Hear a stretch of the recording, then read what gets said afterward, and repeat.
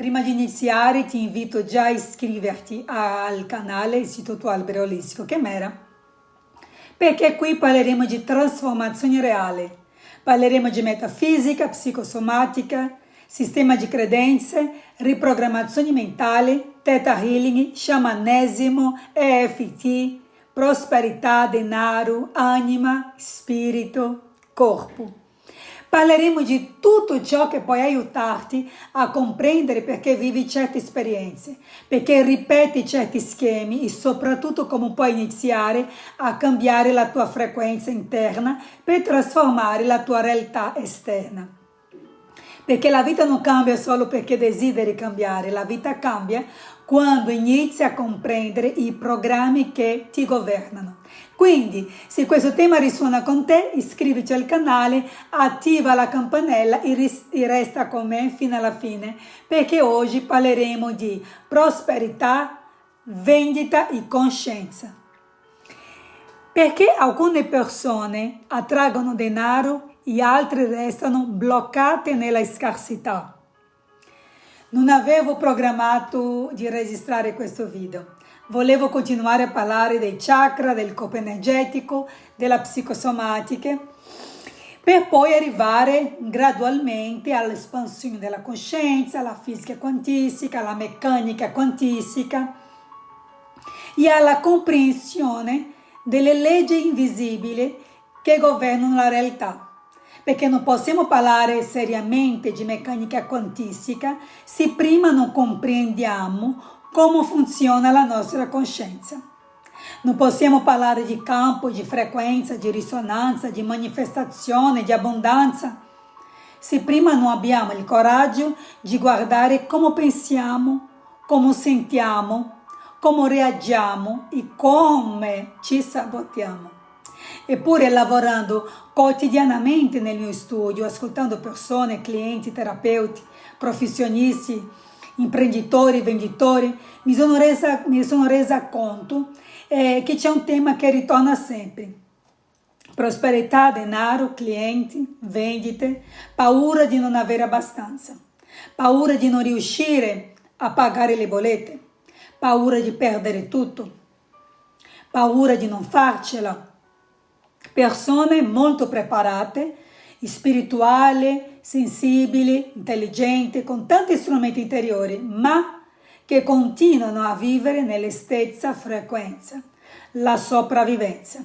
Ed è per questo che oggi parliamo di prosperità. Ma non parleremo di prosperità come ne parlano tutti. Non parleremo soltanto di strategie, di marketing, tecniche di vendite, posti su social o frasi motivazionali. Perché tutto questo arriva dopo.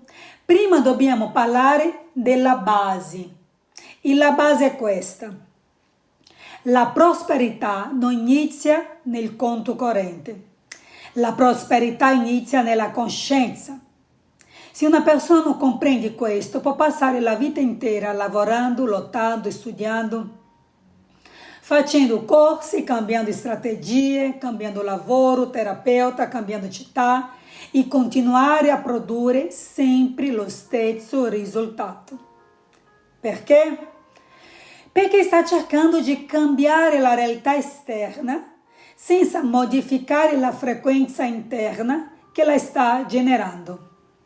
E è proprio qui che iniziamo ad entrare nel punto centrale. Molte persone pensano che non prosperano per colpa della crisi, del governo, del mercato, dei clienti, della concorrenza, della sfortuna, del karma, del partner, del momento storico. Ma molto spesso il problema è molto più profondo. Il problema è il sistema di credenze. Fin dalla nascita siamo programmati. Ci insegnano che la vita è lotta, che bisogna competere, correre, sacrificarsi, che il denaro è difficile, che i ricchi sono cattivi, che chi ha tanto denaro probabilmente ha rubato, che il denaro è sporco, che la spiritualità non deve avere relazioni col denaro, che bisogna accontentarsi, che chiedere troppo è arroganza, che il successo è pericoloso, che se cresci troppo qualcuno ti farà cadere. E tutte queste frasi non restano purtroppo fuori, entrano nel subconscio, nel corpo, nel campo. Poi una persona cresce, apre un studio, apre un negozio, diventa terapeuta, venditore, imprenditore, professionista e crede di essere libero. Ma non lo è. E sta ancora agendo quel programma della sopravvivenza. Ed ecco il grande paradosso. Più ha bisogno di vendere, meno vendi. Avete notato? Più ha bisogno di clienti, meno clienti arrivano. Più ha paura di perdere denaro, più il denaro sembra sfuggire. Più controlla, più perde. Più si aggrappa, più allontana. Questo vale nelle vendite, nelle relazioni, nel lavoro, nella salute, nella vita. Perché la pressione non crea prosperità. La pressione crea resistenza. L'ansia non vende, la paura non vende, la disperazione non vende. E chi lavora con il pubblico lo sa benissimo. Il cliente percepisce tutto, anche se non lo dice, anche se sorride, anche se hai studiato magari la frase perfetta, anche se hai preparato il discorso commerciale, ma se dentro di te c'è, devo vendere, ho bisogno di questi soldi, se questa persona non compra sono nei guai, il cliente lo sente. Lo sente nel tono della voce, nel tuo corpo, nel tuo campo. Il cliente sente energeticamente. E cosa fa? Si chiude. Perché nessuno vuole entrare in una relazione dove si sente usato per tappare la paura economica dell'altro. Questa è una verità dura, ma altrettanto necessaria. Nelle vendite, la persona non compra solo il prodotto, compra lo stato di coscienza che sente dietro a quel prodotto. Compra fiducia, compra presenza, sicurezza, coerenza, compra il campo. E se il campo è carico di paura, bisogno e scarsità, il cliente si allontana. Magari non sa nemmeno spiegare il perché. Dice solo, ok, ci penso, ci faccio sapere, adesso non posso, e poi sparisce. E la persona dice, non capisco, ho fatto tutto bene. No, non hai fatto tutto bene. Hai detto le parole giuste, ma hai emanato la frequenza sbagliata. E qui dobbiamo entrare nel tema del campo. Tutto nell'universo è energia. Tutto ciò che esiste è composto da atomi. Il nostro corpo è formato da trilioni di atomi. E se ogni atomo contiene energia, allora il corpo non è soltanto materia. È un campo vivo, vibrante, intelligente. Noi non siamo corpi chiusi, separati dal mondo. Noi emaniamo, noi vibriamo, trasmettiamo informazione 24 ore al giorno. Anche quando non parliamo, anche quando fingiamo sicurezza, anche quando diciamo che tutto va bene. Il nostro campo parla prima della nostra bocca. Alcune tradizioni lo chiamano aura. Io preferisco chiamarlo campo energetico, campo elettromagnetico, campo informazionale. Ossia un campo invisibile agli occhi fisici, ma estremamente sensibile all'informazione che portiamo dentro. E qui arriva il punto fondamentale.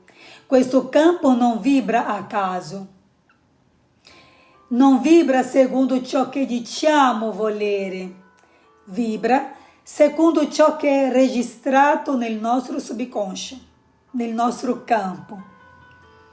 Quindi, se nel tuo subconscio esistono programmi di scarsità, paura, debito, mancanza, vergogna, colpa, non merito, il tuo campo non potrà emanare vera prosperità. Tu potrai dire: io voglio l'abbondanza, io voglio clienti, io voglio denaro, io voglio successo.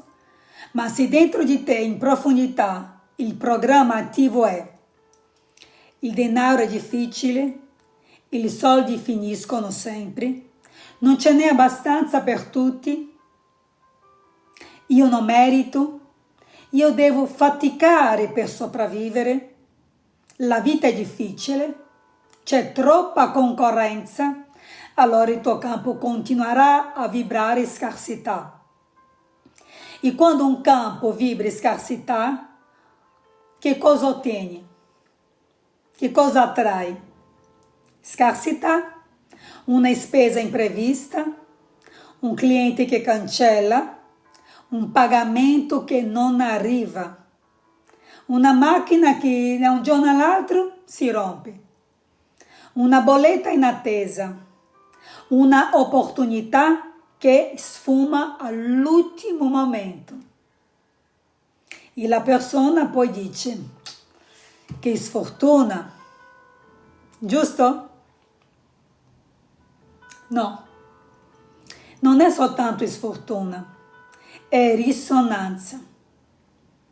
È il campo che sta richiamando esperienze compatibili con le informazioni che contiene. Chiaro fino qui? E questo è durissimo di accettare, perché ci obbliga a smettere di accusare sempre l'esterno.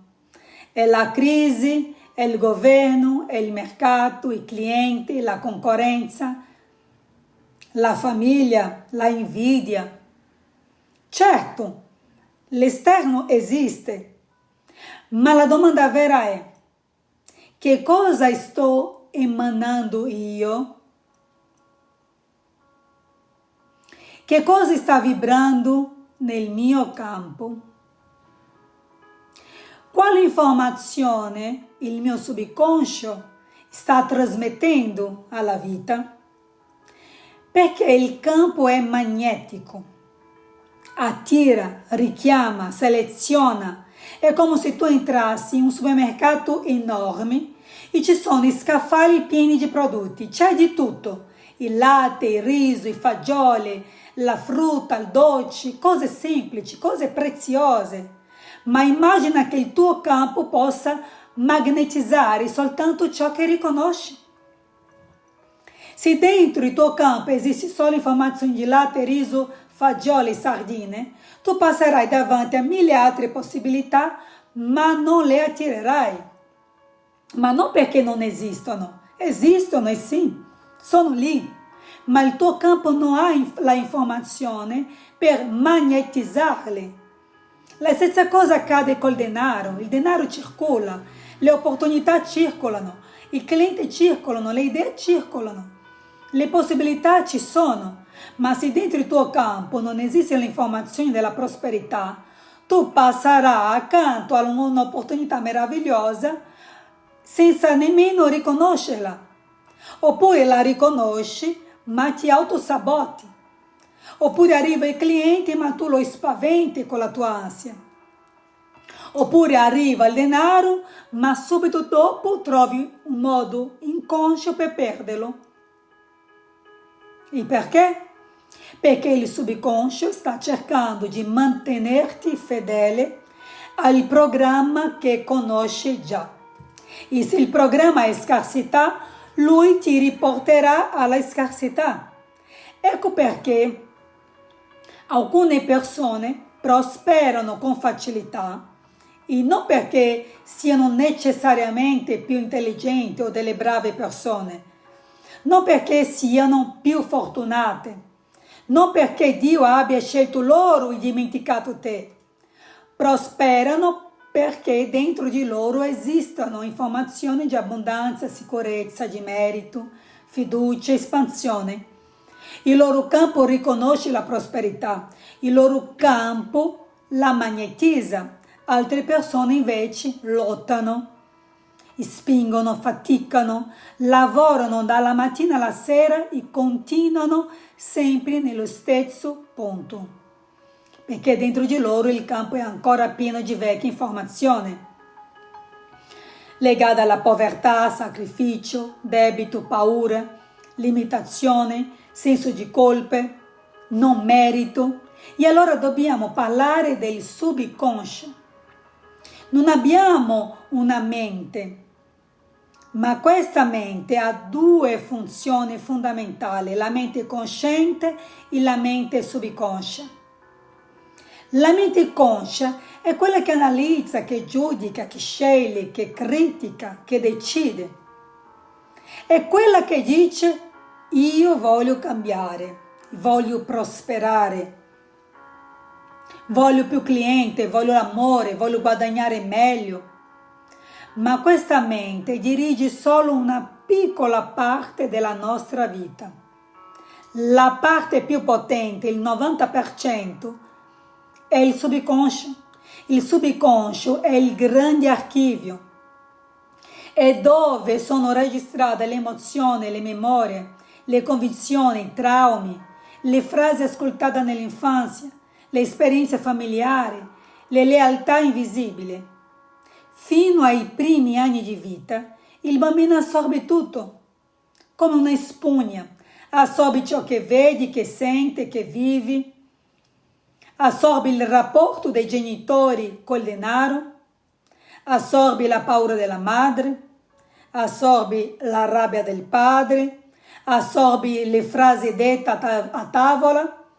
Non abbiamo soldi, costa troppo. Il denaro non cresce sugli alberi, i ricchi sono disonesti, chi ha soldi diventa cattivo, bisogna sudare sangue per guadagnare, non chiedere troppo, accontentati. E poi da adulto quella persona vuole prosperare, ma dentro di lei c'è un archivio intero che dice proprio il contrario. La mente cosciente dice voglio denaro, il subconscio dice il denaro è pericoloso. La mente conscia dice voglio successo, il subconscio dice se hai successo sarai giudicato. La mente conscia dice voglio tantissimi clienti, il subconscio risponde se ti esponi sarai rifiutata. E chi vince? Il subconscio. Il subconscio vince sempre. Per questo il voler cambiare non basta. Se bastasse voler essere ricchi, il mondo sarebbe pieno di persone ricche. Perché tutti vogliono denaro, tutti vogliono stare bene, tutti vogliono vivere meglio. Ma pochi, ma proprio pochi, sono disposti a trasformare la struttura interna che produce la loro realtà. E qui entra il lavoro vero: riprogrammare, pulire, liberare, sostituire. È come un cellulare pieno. Se vuoi scaricare una nuova applicazione, ma la memoria è piena, il cellulare non scarica nulla. Prima devi eliminare ciò che non serve più. Con la mente accade la stessa cosa. Se il subconscio è pieno di programmi di scarsità, non puoi installare davvero prosperità. Prima devi riconoscere i vecchi programmi, poi devi liberarli, poi devi installare nuove informazioni. E questo può essere fatto con lavoro interiore, con il Theta Healing, con FT, ok? Lavorare sulle credenze, lavorare sulla riprogrammazione del campo. Ma bisogna farlo, non basta sapere. Conoscere il cammino non significa percorrere il cammino. Puoi leggere 100 libri, puoi ascoltare 1000 conferenze, puoi parlare di fisica quantistica tutto il giorno, ma se continui a vibrare paura, il campo risponderà alla paura. E qui entra un altro principio importantissimo. Il subconscio non lavora con la negazione come la mente razionale. Quando dici, per esempio, non voglio debiti, qual è l'immagine? Ovvio, debiti. Quando dice non voglio ammalarmi, qual è l'informazione? Malattia. Quando dici non voglio problemi, cosa stai nominando? Problemi. Quando dici la vita è difficile, cosa stai installando? Difficoltà. E poi ti chiedi perché la vita continua a essere pesante? Perché ogni parola è un comando. Ogni pensiero è un semi. Ogni emozione è un'onda. E ogni onda prima o poi ritorna. Quindi, a partire da oggi, smetti di parlare continuamente di ciò che non vuoi. Non vuoi debiti? Bene. Allora non parlare di debiti. Parla di libertà finanziaria. Non vuoi la malattia? Allora parla di salute, vitalità, equilibrio. Non vuoi scarsità? Allora per favore smetti di ripetere che è tutto difficile, che costa tutto troppo, che non ce la fai, che non basta mai. Parla di abbondanza, parla di apertura, di possibilità, parla di denaro che circola, parla di clienti che arrivano con facilità, parla di prosperità che cresce. Questo non significa negare la realtà, significa smettere di alimentare la frequenza che non vuoi più creare. Ed è qui che entra il concetto dell'onda. Tutto ciò che facciamo genera un'onda. Ogni pensiero genera un'onda, ogni emozione genera un'onda, ogni azione genera un'onda e nessuna onda scompare. Puoi impiegare giorni, anni, secoli, ma prima o poi ritorna. Questo vale per l'individuo, vale per la famiglia, vale per un popolo, per una civiltà. Quando osserviamo la storia solo dal punto di vista politico e economico, perdiamo una parte fondamentale. La storia è anche coscienza. Pensiamo all'Imperio Romano. Roma ha conquistato popoli, ha estratto ricchezza, accumulato fortuna, ha schiavizzato milioni di persone, ha imposto potere, cultura, lingua, dominio. Questa è la storia. Ma da una prospettiva di coscienza possiamo fare una riflessione più profonda. Che cosa accade all'onda generata da milioni di azioni collettive? Scompare? Io non credo. Credo che nulla scompaia. Credo che l'umanità raccolga continuamente ciò che semina. Oggi assistiamo in Italia, per esempio, a enormi flussi migratori. Assistiamo a cambiamenti geopolitici profondi. Assistiamo allo spostamento di intera popolazione. Assistiamo alla presenza crescente di comunità straniere in Europa, in Italia, nel commercio, nel lavoro, nell'economia. E molte persone si lamentano. Hanno paura, parlano di invasione, ma forse dovremmo fare il coraggio di guardare più in profondità. Forse l'umanità sta raccogliendo onde emesse nel passato, ma non come punizione, non come colpa, ma come conseguenza naturale della legge della causa ed effetto. Perché ciò che un individuo semina, ritorna. Ciò che una famiglia semina, ritorna. Ciò che un popolo semina, ritorna. Ciò che una intera civiltà semina, ritorna sempre. La coscienza collettiva non dimentica, la storia non dimentica, il campo non dimentica. Io mi prendo la responsabilità di dire questo, non per accusare un popolo, non per giudicare, non per dividere, ma per insegnare il principio dell'onda. Se una civiltà nel passato ha conquistato, preso, dominato, sfruttato, quell'onda non sparisce, prima o poi ritorna sotto un'altra forma. Magari ritorna come flusso migratorio, magari ritorna come un cambiamento economico, magari ritorna come una trasformazione sociale, ritorna come una nuova configurazione del potere.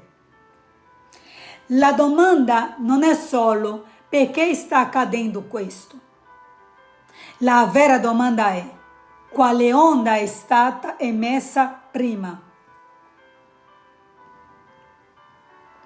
E soprattutto quale onda stiamo emettendo adesso. Perché il futuro che i nostri figli vivranno dipenderà dalla qualità delle onde che stiamo creando oggi. Lo stesso vale per l'economia. Ogni sistema economico si regge sulla fiducia. Il denaro funziona perché le persone credono che funzioni. Una moneta ha valore finché esiste fiducia in quella moneta. Quando la fiducia si rompe, il sistema comincia a tremare. Nella storia di Roma troviamo un esempio molto forte. Ad un certo punto, per sostenere la struttura dell'impero romano, per pagare eserciti, espansione, amministrazione, commercio, la moneta comincia a perdere purezza. Meno oro, più metalli meno preziosi, più mescolanza, più apparenza che sostanza. Guarda il rumore delle sirene, è un allarme. E finché tutti fingono che quella moneta valga ancora come prima, il sistema ha continuato. Ma quando chi commercia con te si accorge di questo è successo, il valore, la fiducia è crollato. E quando crolla la fiducia, crolla tutto. Questo è il punto.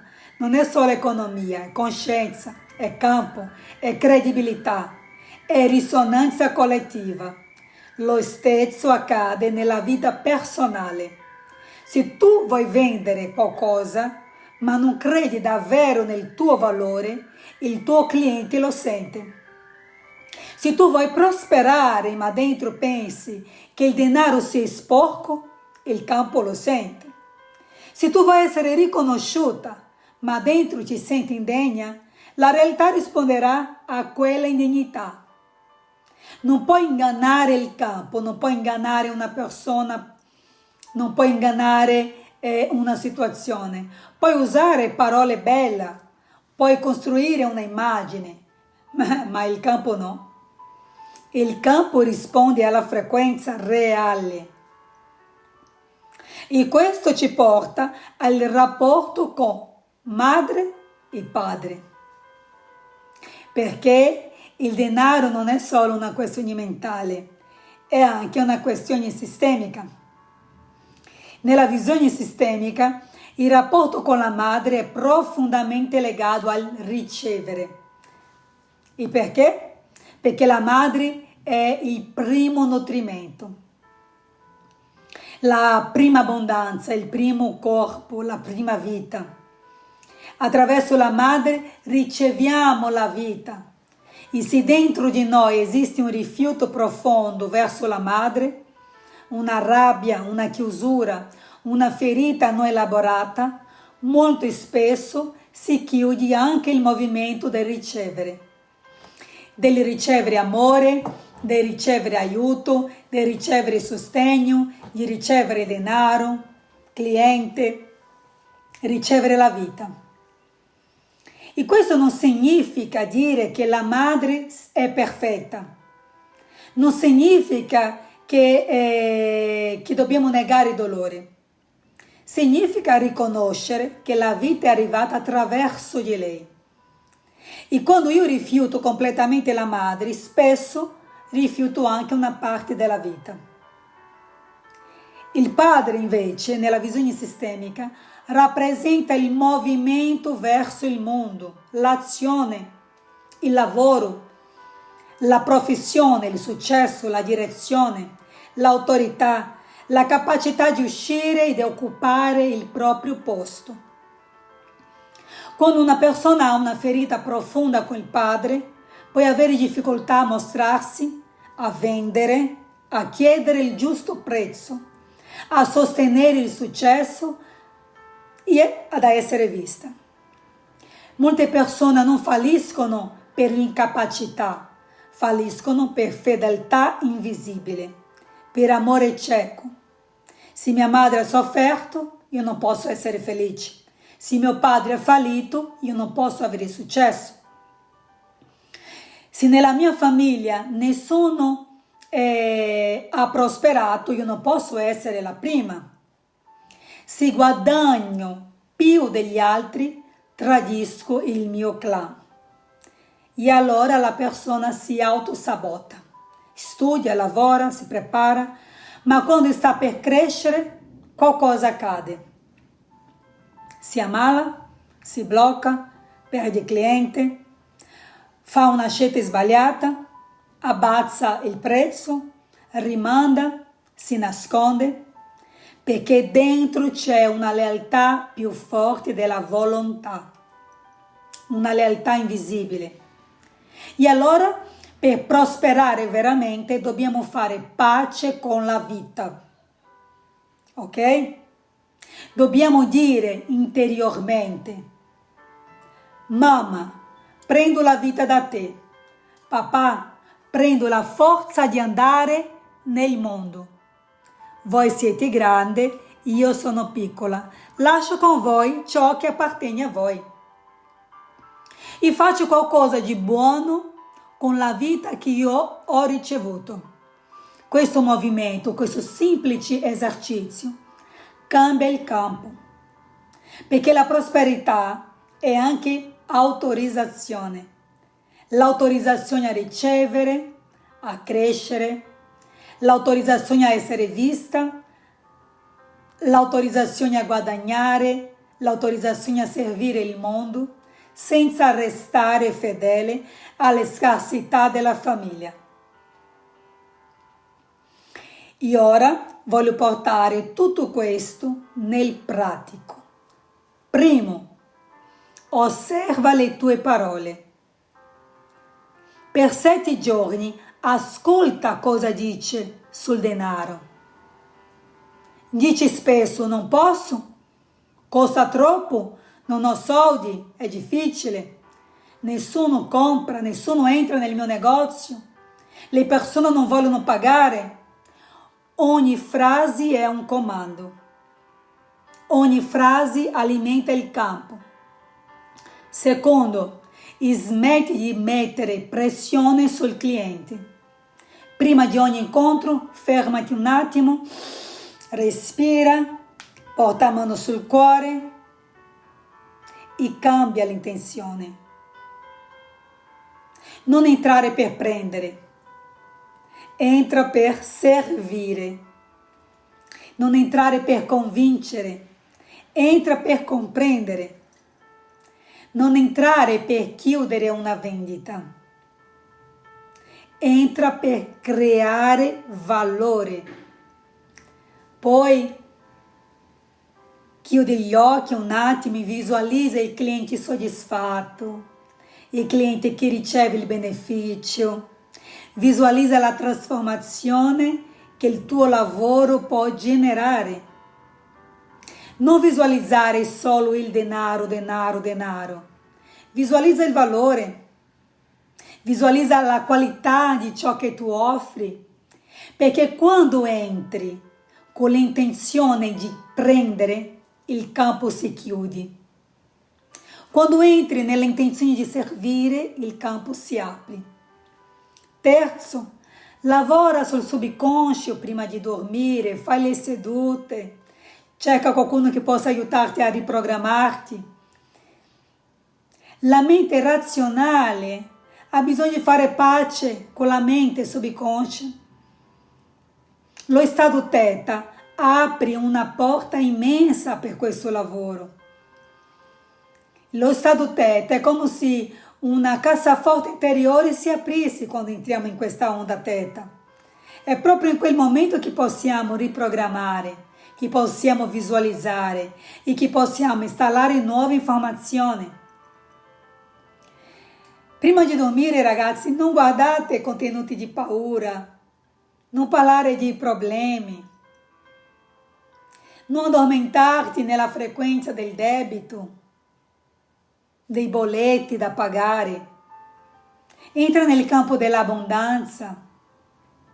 Ripete prima di addormentarti: io sono disponibile a ricevere prosperità. Tutto cambia così, Io riconosco il mio valore. I clienti giusti arrivano fino a me con facilità, allegria, gloria. Il denaro circola nella mia vita con armonia. Io servo con amore e ricevo con apertura. Quarto, identifica le credenze ereditate. Magari scrivi tutte le frasi su denaro che hai ascoltato da bambina, da bambino. E poi chiediti: questa credenza è mia o appartiene al mio sistema familiare? Mi serve ancora? Mi porta verso la vita o verso la paura? Quinto, impara a lasciare andare. Lascia andare. Lasciare andare non significa non lavorare, non faccio niente, aspetto seduta. Non significa passività. Significa agire senza disperazione, vendere senza pressione, servire senza bisogno. Significa creare valore senza aggrapparsi al risultato. E questo vi posso garantire è fondamentale, perché più ti aggrappi, più il campo si contrae. E più ti fidi, più il campo, wow, si espande. E allora, per concludere, ricordiamo il principio centrale. Tu non attrai ciò che dici di volere, tu attrai ciò che sei. Attrai ciò che vibra nel tuo campo. Attrai ciò che il tuo subconscio riconosce come possibile. Attrai ciò che sei disposto a ricevere. Se vuoi attrarre cliente, diventa la frequenza della fiducia. Se vuoi attrarre denaro, diventa la frequenza del valore. Se vuoi attrarre prosperità, smetti di vivere come se il mondo fosse una guerra. Se vuoi attrarre abbondanza, inizia a pensare, parlare, sentire ed agire come qualcuno che appartiene già al mondo della copiosa abbondanza. E se senti che dentro di te ci sono credenze limitanti, memorie familiari, programmi di scarsità, paura del successo, difficoltà nel ricevere, allora questo è il momento di lavorare, non domani, non quando tutto sarà perfetto. Adesso, in questo momento. Perché la realtà esterna cambia quando la coscienza interna cambia. Ok? Se questo contenuto ha risuonato con te, iscriviti al canale, lascia un like, condividi questo video e nei commenti scrivi una cosa sola. Quale credenza sul denaro scegli di trasformare da oggi? Perché ogni volta che una persona trasforma la propria frequenza, non cambia solo la propria vita, cambia anche l'onda che lascia nel mondo. E se mentre ascoltavi questo video hai sentito che dentro di te esistono credenze di scarsità, paura del denaro, difficoltà nel ricevere, paura del successo, autosabotaggio nelle vendite o blocchi nel rapporto con la prosperità, sappi che tutto questo può essere lavorato. Non devi restare prigioniero dei programmi che hai ricevuto nell'infanzia. Non devi continuare a vivere nella frequenza della sopravvivenza. Non devi passare la vita intera vendendo il pranzo per mangiare la cena, lavorando solo per pagare bollette, senza mai sentire veramente libertà, respiro e abbondanza. Esistono tecniche profonde di riprogrammazione. Attraverso il Theta Healing possiamo andare a identificare le credenze limitanti registrate nel subconscio, liberare i programmi di scarsità, paura, non merito, colpa, rifiuto del denaro e paura del successo. Attraverso le EFT possiamo lavorare direttamente sulle emozioni bloccate nel corpo, come l'ansia, paura, vergogna, senso di fallimento, pressione, bisogno di controllo e tensioni legate al denaro. E attraverso un percorso personalizzato possiamo insieme osservare anche il campo familiare, il rapporto con la madre, il padre, le memorie genealogiche, le lealtà invisibili e tutto ciò che può interferire con il tuo diritto di ricevere prosperità e occupare il tuo posto nel mondo. Perché la prosperità non è solo una questione economica, è una questione energetica, è una questione sistemica, è una questione di coscienza. Se desideri lavorare con me, puoi contattarmi per una seduta individuale o per iniziare un percorso di riprogrammazione profonda. Lavoreremo insieme per trasformare le credenze, liberare il campo e creare una nuova relazione col denaro, con il successo, con il lavoro e con la tua capacità di ricevere. E se questo video ti ha portato anche una sola nuova consapevolezza, attiva la campanella e condividilo con qualcuno che in questo momento ha bisogno di ascoltare queste parole. Perché ogni persona che cambia la propria frequenza non trasforma soltanto la propria vita, trasforma anche l'onda che lascia nel mondo. Namaste.